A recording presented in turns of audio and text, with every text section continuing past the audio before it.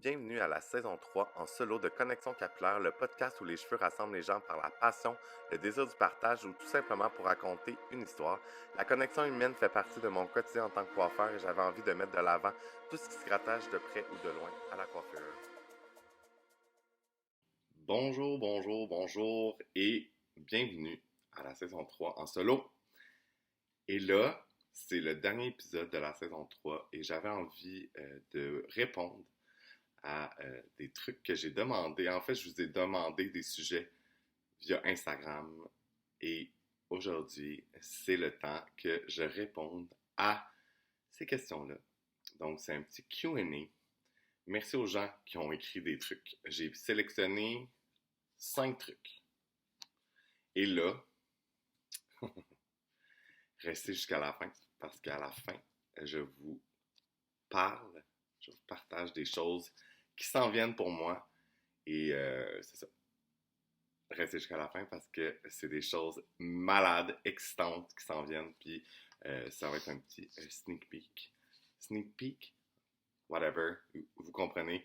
On va parler de trucs que je n'ai pas parlé nulle part encore, à part aux gens en vrai et les gens concernés. Et là, je veux commencer avec une première question. 5 choses que tu as appris dans ton parcours qui t'ont fait évoluer. OK, let's do this! Fait que premièrement, je crois que là, ça fait 16 ans. Et pour les gens qui ne le savent pas, euh, j'ai, j'ai sûrement dit dans un des épisodes de podcast, la notion du temps, j'ai vraiment de la misère. J'imagine que je perds un peu la mémoire, je sais pas trop. Mais j'ai quand même trouvé 5 trucs qui qui m'ont permis de me faire évoluer à travers mon parcours en coiffeur. Premièrement, de suivre mon instinct, ça m'a permis de vraiment avancer et d'évoluer, évidemment, c'est la question. De suivre son instinct, c'est quand que tu as le goût d'un changement, tu as le goût d'aller observer d'autres horizons, d'aller parcourir, semencer dans d'autres endroits. Je crois que la curiosité d'essayer des choses a fait en sorte que je suis rendu où je suis rendu et quand que j'y repense, j'en ai fait des choses et j'ai essayé. Il y a des, tu sais, puis moi, il y a des trucs qui n'ont pas nécessairement fonctionné. Je vois pas ça comme un échec, mais ça m'a juste permis d'en apprendre plus, d'en savoir plus, puis de savoir plus qu'est-ce que je veux. Désolé pour mon chien. Ok. Ça, c'est la première fois que ça arrive en 10 épisodes. Je m'en excuse. C'est beau, là. Alors, je ne couperai pas ça au montage parce que c'est effectivement très drôle. Il y a un chien qui jappe dehors, donc mes chiens entendent le chien. Et voilà.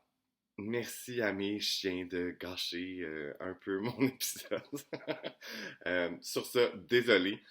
Sinon, deuxième point, je crois que les réseaux sociaux, euh, ça a eu un impact dans mon parcours car il y a environ 7 ans, 8 ans environ, quand j'étais chez les Brossés sur Jean Talon, c'est là que j'ai vraiment commencé à être vraiment présent sur les réseaux sociaux. J'ai commencé à l'autre salon avant, au salon Helmet, mais je crois que ça a vraiment eu un point tournant dans ma vie chez les Brossés.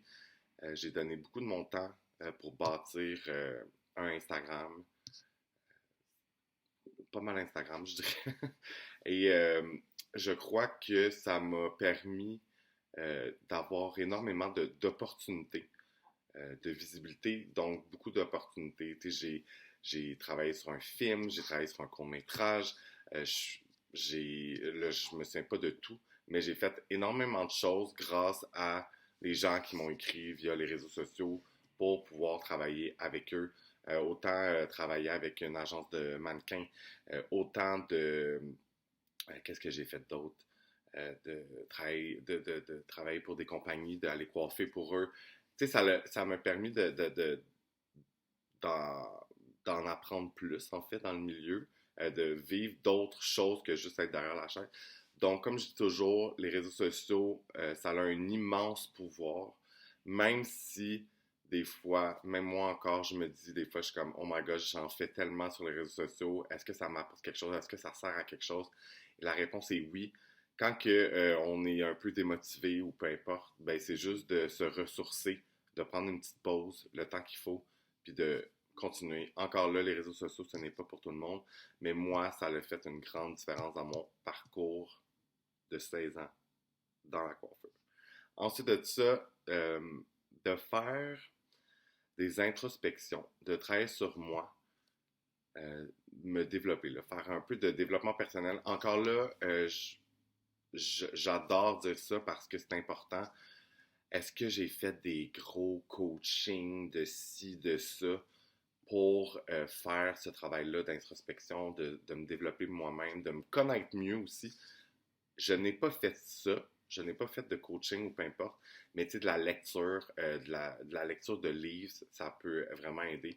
Moi, je crois que de voyager, de prendre une pause, ça permet à ton cerveau d'avoir moins de choses à gérer, en fait, et de prendre le temps de réfléchir à des choses et de tout ça. Fait que je pense que des lectures, ça peut être des podcasts, même des podcasts maintenant, il y a tellement de podcasts sur tout plein de sujets.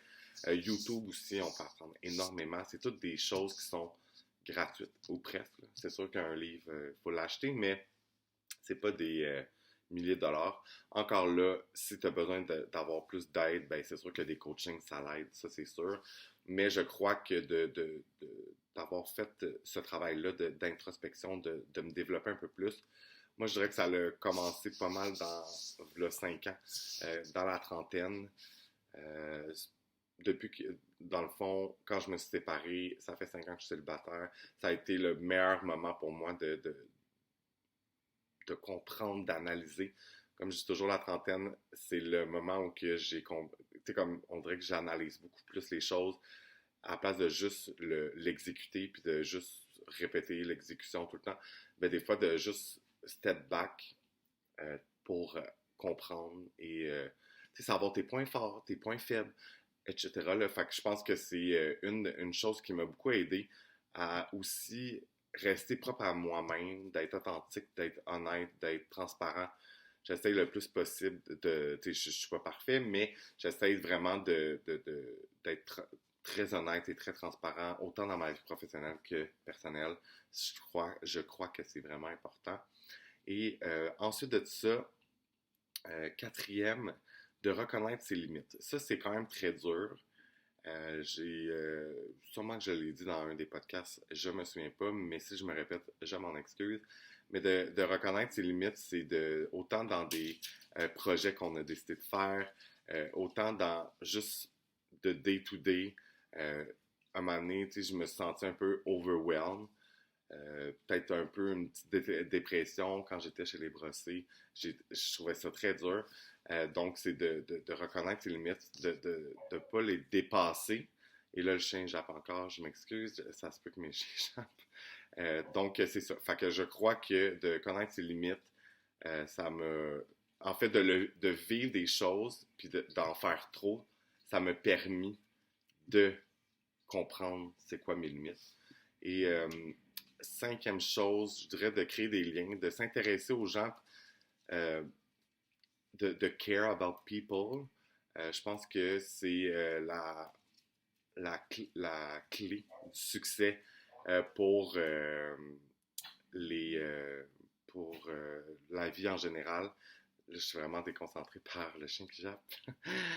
Mais bon, fait que c'est ça. Fait que de créer des liens avec des gens, autant que ça soit avec ta clientèle, que ça soit avec tes amis, ta famille, je crois que de créer des gros liens, des beaux liens euh, avec des gens, ça va permettre de t'entourer de gens qui t'élèvent, en fait, et de care about people, de s'intéresser aux gens, ben, ça fait en sorte que tout ça fait en sorte que tu vas avoir, premièrement, une clientèle loyale, j'allais dire royale, une clientèle loyale qui vont être là, qui vont te supporter, ils vont te suivre dans tes péripéties de vie et de péripéties de cheveux.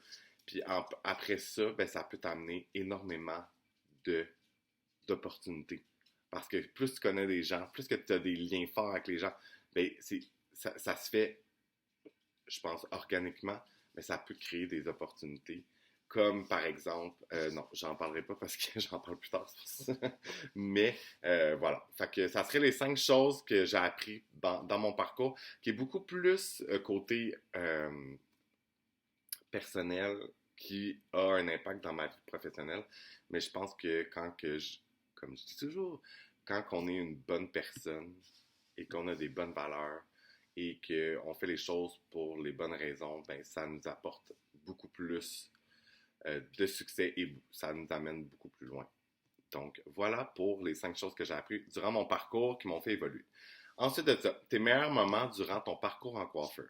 Évidemment, il y en a énormément, mais là, je me suis consacré à juste 5. Des points, des moments qui ont été très importants durant mon parcours.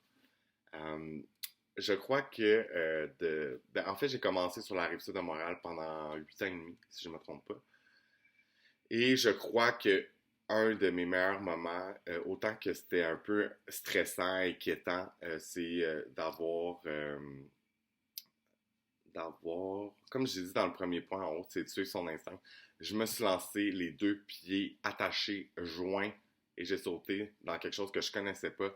Et j'ai décidé de commencer une nouvelle aventure montréalaise. Donc, de travailler à Montréal. Et je crois que ça a été une des plus belles décisions que j'ai faites dans ma carrière. Et à ce jour, je ne le regrette pas pantoute. Et ensuite de ça, je crois que quelque chose qui m'a marqué, en fait, qui est un de mes meilleurs moments, c'est d'avoir fait partie de l'équipe d'éducation pour Matrix et Violage.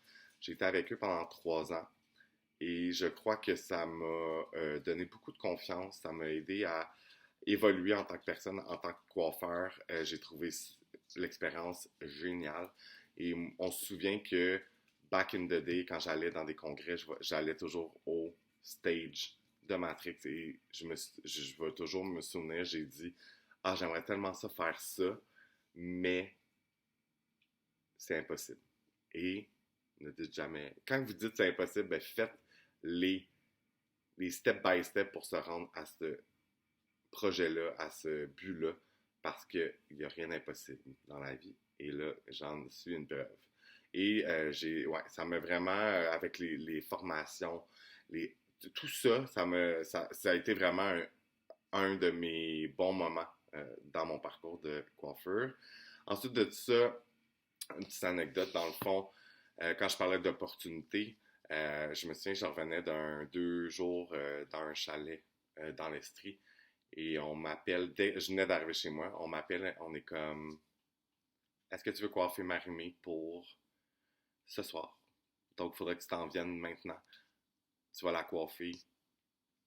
C'est ça. Et j'ai dit oui. J'étais stressé. C'était pas stressé pour coiffer Marie-Mé, peut-être un peu, mais c'était plus le oh my god, ok, là, faut que j'aille mes affaires, faut que. Genre, c'était plus la préparation très rapide d'y aller. Je pense que ça a été vraiment un beau moment dans ma carrière de coiffer Marie-Mé. Ensuite, je crois aussi qu'un de mes meilleurs moments qui a fait en sorte que je me suis rendu ailleurs par la suite, ça a été de vraiment faire le changement pour être très autonome. Quelque chose que je connaissais pas, que j'ai appris. J'ai trouvé ça vraiment le fun.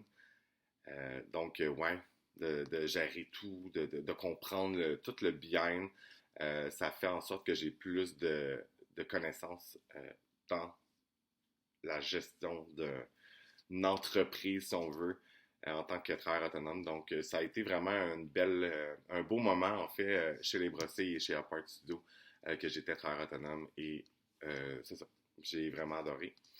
Et ensuite de ça, je finirais par là, ça va avoir l'air un peu cheesy, quétaine, whatever. Mais je crois que d'avoir choisi d'aller travailler chez Blunt m'a permis d'apprendre énormément de choses, autant sur euh, mes limites, mes connaissances. Tu sais, comme là, c'est la première fois que je suis dans un gros salon avec beaucoup de monde. On apprend. Comme ça me fait vraiment évoluer. Ça a vraiment été une bonne décision pour moi, même si j'étais travailleur autonome et je suis retourné en tant qu'employé. C'est un des meilleurs choix aussi que j'ai fait dans ma carrière. J'ai rien à dire. Ça m'a amené plein d'opportunités, plein de belles choses. Être ambassadeur Kerastase, de travailler avec des influenceurs grâce à Kerastase avec Blunt, l'éducation, comme il y a vraiment plein de choses et je suis, c'est ça. Fait que je le mettrais dans un de mes meilleurs moments. Fait que voilà, pour cette section. Ensuite de ça, les pires bad luck avec un invité à mon podcast. Ouhouhou. Fait que là, des bad luck, ça arrive dans la vie, ça arrive dans tous les projets. Et là, je spoil rien. Mais je spoil, oh, je sais pas comment te le dire, spoil ou je le spoil pas, mais c'est quoi qu'on dit? Spit de... Non, je me sais plus. En tout cas, peu importe. Je dirais que la chose qui a été le plus rushant, on va dire, c'est dans ma première saison, j'attendais mon invité que j'avais confirmé, etc. Et elle n'est pas venue. Et à ce jour, elle s'excuse encore. Mais c'est ça. Fait que j'ai dû improviser un épisode seul qui est mon parcours dans la saison 1. Tout seul pour la première fois dans un studio. Je n'étais pas préparé. J'ai oublié énormément de choses dans mon épisode. Mais vu que c'était cédulé et je paie l'heure que je suis là. Donc, je me suis dit, ben là, tant qu'à perdre de l'argent, ben, je vais faire un épisode. Et par la suite, je me suis dit que si ça réarriverait, j'enregistrais rien parce que, je sais pas, ça manquait je sais pas, c'était pas à mon goût, puis c'était stressant, et c'est ça. Fait que ça, je dirais que ça a été une des bad luck qui est arrivée. Sinon, ça c'est entièrement de ma faute. Je confirme une heure à un invité, telle heure, telle date, et là, quand on book ensemble. Et là, la journée d'avant, je reconfirme et j'ai inscrit la mauvaise heure. Donc, je paniquais un peu. Parce que c'est tant stressant, là. Tu sais, comme t'arrives, les invités, je les connais pas nécessairement personnellement. Fait que, tu sais, comme, à part le reach out sur Instagram, ben, j'ai pas d'autres, j'ai pas d'autres affaires. Je peux pas les rejoindre, whatever. C'est sûr que je pourrais leur demander leur numéro, etc. Mais finalement, la personne est arrivée un petit peu plus tard, mais comme tout s'est bien, tout a fini bien.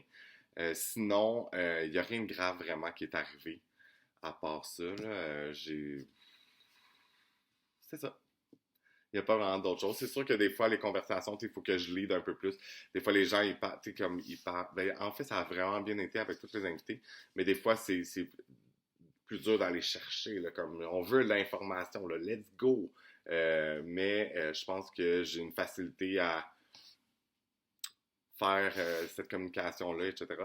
Donc, il n'y a pas rien arrivé à part vraiment des no-shows ou des retards. Et le studio SF est très compréhensible, puis on trouve des solutions, puis ça, c'est super. Ensuite de ça, on m'a posé la question, c'est quoi tes produits préférés et pourquoi? Là, ben, il y en a 1 million.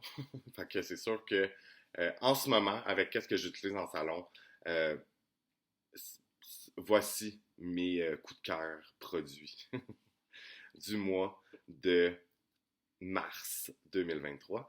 Je crois que le spray 21 bénéfices de Purologie est un produit qui est indispensable. Ça fait 21 bienfaits. C'est malade mental. Tes cheveux se démêlent. Ça protège. Ça égalise ta porosité. Ça hydrate. Ça fait tellement de choses. Et c'est incroyable comme produit. Donc, je le recommande 100%. Vous pouvez toujours venir me voir chez Blunt et vous en procurer. C'est un produit qui est insane. Ensuite de ça, je dirais que j'aurais l'huile élixir dans Kerastase. C'est vraiment un go-to. Tu peux l'utiliser sur cheveux secs, sur cheveux mouillés. Tu peux l'ajouter à tes masques. Euh, c'est une huile incroyable que tout le monde devrait avoir à la maison. C'est ça. J'ai rien d'autre à dire. C'est un produit amazing.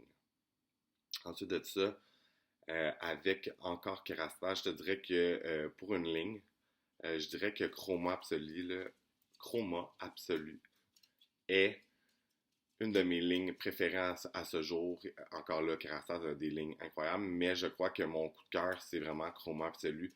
Il y a, je pense, si je ne me trompe pas, là, 8 produits. Il y a 2 shampoings pour 2 types de cheveux différents. Il y a le conditionneur, il y a le masque, il y a le gloss, il y a le masque vert. Fait que ça, c'est les brunes qui trouvent qu'ils ont des reflets rouges. Il faut que tu sois assez foncé.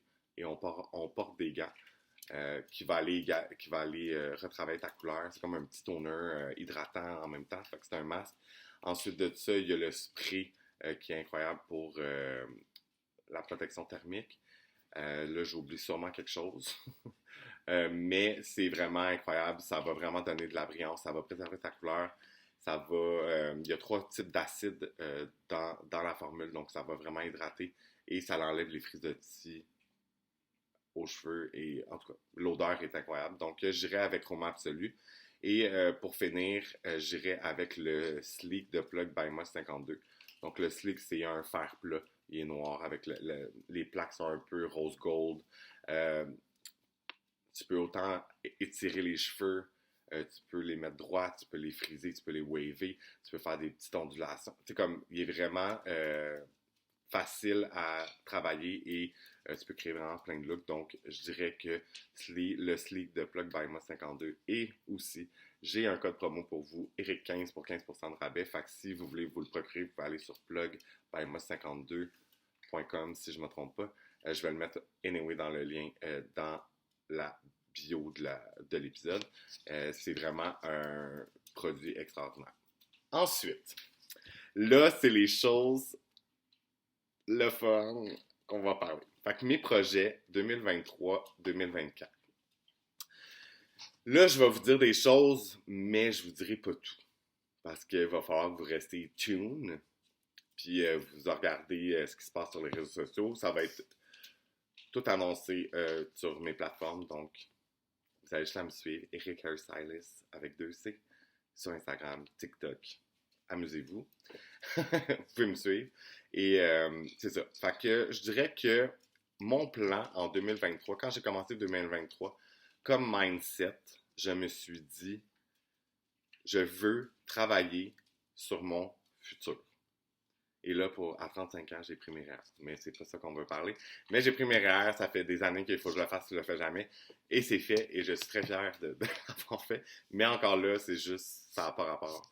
Mais travailler sur mon futur, ça veut dire quoi?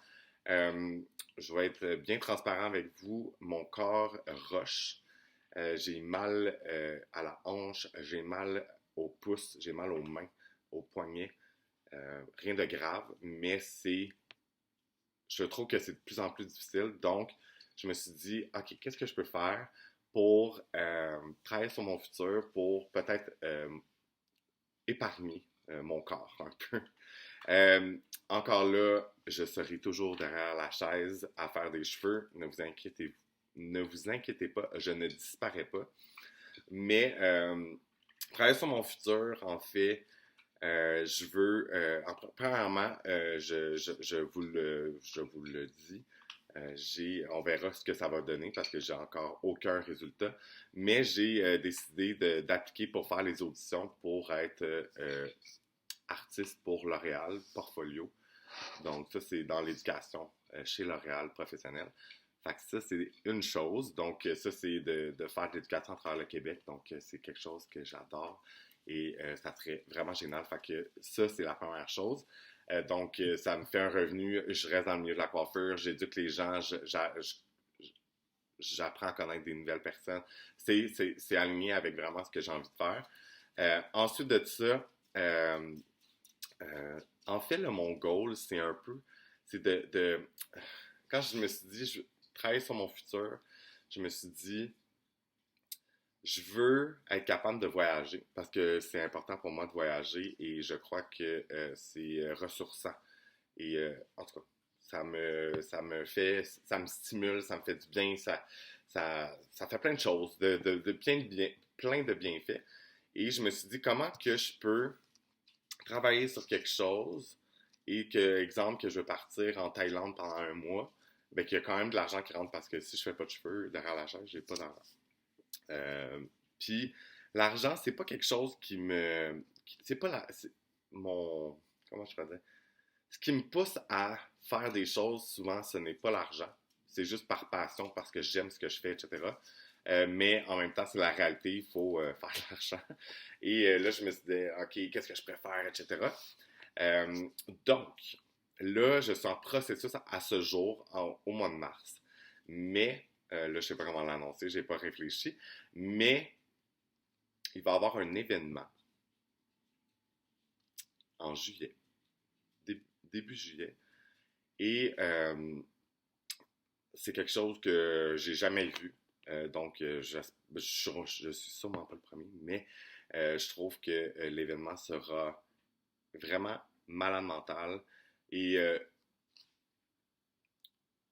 qu'est-ce que je pourrais dire? En fait, deux choses. Je vais dire. Je suis comme stressé. Parce qu'il n'y a rien d'annoncé encore. Mais je dirais que c'est de redonner au suivant, d'un, et de deux, une tournée. Je n'en dis pas plus. Stay tuned. C'est tout ce que je peux dire. Mais c'est un projet qui me tient vraiment à cœur. Donc, ça va être quelque chose de vraiment le fun, autant pour moi que pour vous. Et voilà. Fait que juillet, première semaine de juillet, restez à l'affût, mais c'est sûr que ça va être annoncé avant. Et c'est ça. Je suis bien excité. En plus, aujourd'hui, juste avant d'enregistrer le podcast, j'ai eu un meeting, un Zoom meeting. Et ça avance. Tout avance. J'ai des confirmations de plus en plus. Fait que c'est vraiment insane. Et ensuite de ça, la dernière chose, là, encore là, je peux pas en dire énormément. Euh, mais pour revenir à L'Oréal, être éducateur, éduquer, euh, ça va être dans ce vibe-là, mais c'est quelque chose d'autre. Euh, j'ai envie de donner au suivant aussi. Là encore, là, c'est tout aligné dans la même direction. Fait que c'est bon. En fait, ça me confirme que je suis dans la bonne direction. Ça va être de laisser ma trace dans le milieu de la coiffure au Québec. Je vais être avec vous en ligne, quelque part, quelque chose de même. J'en dis pas plus. Ça risque d'arriver plus vers la fin de l'année. Fait que restez à l'affût, mais c'est ça. Fait que en ligne, donnez au suivant, laissez ma place. Fait que si vous avez des guests, ben vous pouvez venir m'écrire en message privé ou peu importe, essayer de sortir les verres du nez puis de vous le dire. Mais c'est vraiment quelque chose qui me stimule en ce moment. C'est vraiment trippant. C'est beaucoup de travail, mais je trouve ça insane. Donc c'est ça. C'est ça. Fait que toujours, aussi, je peux vous dire aussi que 2023, je vais travailler chez Blunt toujours. Je vais mourir là, guys. Mais en voulant dire que mon horaire va changer en juillet. Ça va être 3 jours semaine pour me permettre de faire d'autres trucs on the side qui me tient à cœur. Fait que voilà. Donc, c'est la fin de l'épisode, le dernier épisode de la saison 3 en solo. Et j'espère que vous avez aimé ça, que je vous parle en solo via le podcast. Je dirais que c'est pas facile. J'ai beaucoup de commentaires, que j'ai beaucoup de et de comme et de si, mais c'est pas évident. Et j'essaie d'être préparé, mais pas trop pour que ça reste vraiment le plus authentique possible. Puis même si je me trompe, il n'y a pas d'editing, rien. Là. Fait que c'est ça qui est ça. Puis j'espère que vous avez apprécié les sujets. Je vous confirme que la saison 4 est déjà en train d'être enregistrée avec des invités. Euh, Puis ça va être vraiment intéressant. Je vais être back en studio avec un meilleur son. Je sais que c'est pas le meilleur son chez moi avec mon petit micro d'Amazon, mais j'avais envie de le faire parce que on me l'a demandé et je trouvais ça cool de pouvoir vraiment discuter avec vous et de vous partager mes opinions et tout ça à travers le podcast. Et là, le dernier épisode sera aujourd'hui, ça veut dire le 21 mars, si je ne me trompe pas. On est le 20 aujourd'hui. Ouais, moi j'enregistre la veille. Puis dans le fond, pour la saison 4, il va y avoir un petit laps de temps qui n'y aura rien. Max un mois. Max un mois. Juste le temps de tout me préparer pour la saison 4. Là, je vais sûrement engager quelqu'un qui va m'aider pour les réseaux sociaux, etc. Fait que c'est juste le temps de me placer puis d'avoir les enregistrements de fait aussi. Et c'est ça. Fait que d'ici fin avril, début mai, la saison 4 va repartir. Je veux pas être, je ne veux pas être absent trop longtemps. Mais sinon, je vous invite à écouter les autres saisons. Il y a la saison 2, la saison 1 et réécouter des épisodes de la saison 3 si vous ne l'avez pas écouté. Parce que peut-être que il y a quelques épisodes qui vont s'enlever. Ou en tout cas, je ne sais pas, peut-être que je vais créer une plateforme pour écouter les émissions de la première saison. Ça va être un genre de Patreon ou payant ou quelque chose comme ça. Je ne sais pas encore. Mais si je serais vous, j'irais écouter la saison 1 parce que ça va être la première qui va disparaître si je décide de faire ce processus-là. Mais encore là, je dis ça, mais j'y ai pensé, mais ce n'est pas confirmé à 100%. Donc voilà. Merci d'avoir écouté jusqu'à la fin et j'espère que vous avez aimé ça. Puis, regarde, on se revoit pour la saison 3. Ça va être avec des invités. J'ai déjà des enregistrements, puis c'est des invités insane. Fait que là, c'est ça. Puis en plus, dans la saison 4, j'ai maintenant un partenaire qui s'est mis avec moi pour la saison 4 et j'en ai parlé un peu via les réseaux sociaux, mais ça sera Eros et compagnie et je suis bien heureux que le podcast soit présenté par eux. Donc, voilà, c'est tout. Je wrap up tout ça et on se voit pour la saison 4. Merci beaucoup et écoutez les autres épisodes si vous avez rien à faire. OK, bye!